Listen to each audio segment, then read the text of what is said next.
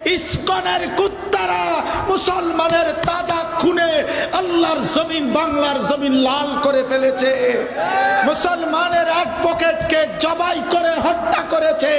অতএব আমরা যদি আল্লাহকে সেজদা না দেই, এই জমিনের প্রতিশোধ যদি আমরা না নেই যুবক, তাহলে আল্লাহ নারাজ হবে, আল্লাহ নারাজ হবে, আল্লাহ নারাজ হবে।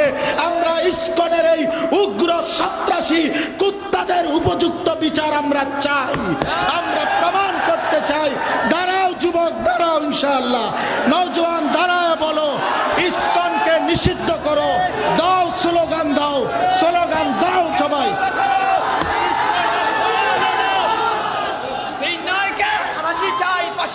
দাও স্লোগান, দাও স্লোগান, দাও। ইসকনকে নিষিদ্ধ করতেই হবে। এই জমিন ইমানদারের জমিন, এই জমিন কালেমার জমিন। কোন বেঈমানকে এই জমিন দেওয়া হবে না ইনশাআল্লাহ। ইসকনের উগ্র হিন্দু সন্ত্রাসীরা পার্শ্ববর্তী ভারত, তুমি যদি মনে করো তুমি এদেশ দখল করবা, ভুল করেছ। 550 বছর এই হিন্দুস্তান মুসলমান